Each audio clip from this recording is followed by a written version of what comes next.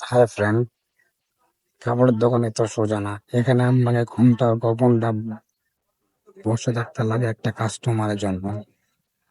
দেখুন, আমি একটা কাস্টমার জন্য কতক্ষণ ধরে বসে আছি, জাস্ট একটা কাস্টমার আসবে আমার কাছে মাল কিনবে। তার জন্য আমাকে ঘন্টার পর ঘন্টা বসে থাকতে লাগে, মানে বসে থাকতে হবে। বসে থাকতে থাকতে মনে করেন বিরক্ত আসে যায় যখন।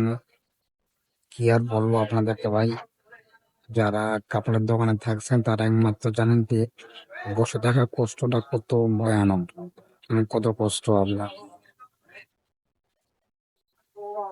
এমন হয় যে আমার 3-4 ঘন্টা বসে থাকি।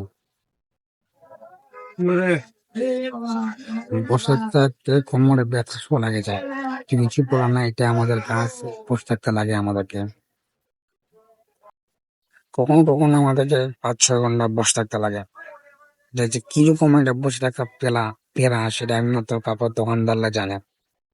যে বসে থাকার মধ্যে কতটা পেরা সেটা কেউ জানে না, সেটা আমরা একমাত্র জানি যে বসে থাকাটা কতটা কষ্টময়। তার মধ্যে হাসি মুখ থাকতে লাগে অল টাইমে। কাস্টমার থাকতে লাগে, কি নেবে আপা, কি নিবেন চাচি, কি নিবেন খালা, মানে এত মধুর ডাক দিতে লাগে, যেটা আমি আপনাদের কিভাবে বোঝাবো ভাই। যেটা বুঝতে গেলে আমার মাথা কাজ করবে না। আর এমন এমন দিন যায় যে নিজের মধ্যে এতটা আমার উপর বিরক্ত আসে যায় যে কখন মনে হয় দোকান বাদ দিব, কিন্তু কিছু করার নাই, এটা শিখছি আজকে, এটা করতে লাগতেছে। বসে থাকতে থাকতে এমন হয়ে যায় যে কোমরের হাড়ুড্ডি ভাঙে যায় আমাদের। তারপরেও আমরা বসে থাকি, তো কাজে হচ্ছে আমাদের এটা বসে থাকার কাজ। কিছু করার নাই, এটাই হচ্ছে বাস্তব।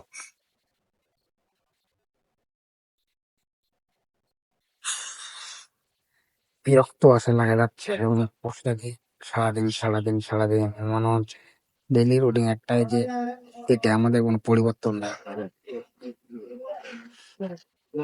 মানে দোকানের মধ্যে একটু হাঁটাহাঁটি করি বা তারা ওই কোমরটা লাগে গেলে আবার বসে যাই। এটা হচ্ছে কাজ আমাদের, তাই বলতেছি ভাই যে এত সোজা মনে করেন না, এটা কাপড়ের দোকান করেন যে আপনাকে ঘন্টার পর ঘন্টা বসে থাকতে হবে, সেটা আপনি নিজে বুঝতে পারবেন যখন এই দোকান ওটা করবেন। মানে নিজেকে এত বিরক্ত লাগে যায় যে ঘন্টার পর ঘন্টা বসে থাকা, একটা কাস্টমারের জন্য অপেক্ষা করা, তারপরে বেচা নেই। তো সোজা মনে করেন না, এটা কাস্টমারের মাল দেখে সঙ্গে সঙ্গে ও নেয়া। এতে বিভিন্ন ধরনের কেনাকাটি, বিভিন্ন ধরনের প্রচার করছে, ভালো মন্দ হইলে মালটা কিনে, কিন্তু কাউকে ভালো লাগলে নেই, কাউকে না ভালো লাগলে চলে যায় আবার। তাই বলতেছি, জীবন অত সোজা না, জীবনে অনেক পরিবর্তন আনতে হবে, অনেক কষ্ট করতে হবে, অনেক পরিশ্রম করতে হবে।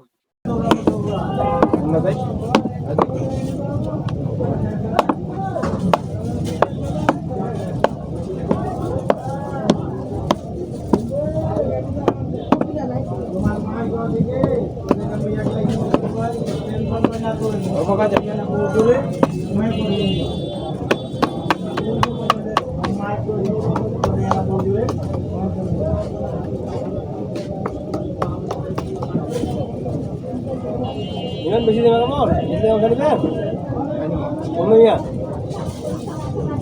অন্য ওখানে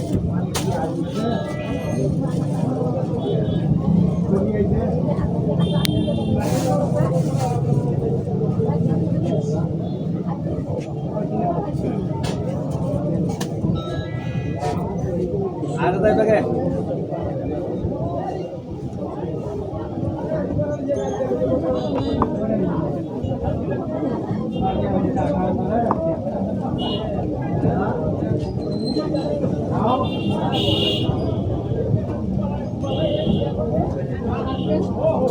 কি নিবেন আপু? জামা কার জন্য? ছোট বাচ্চা বয়স?